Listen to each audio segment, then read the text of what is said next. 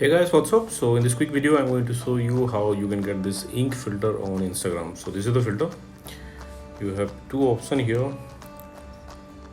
Okay, without glasses and with glasses.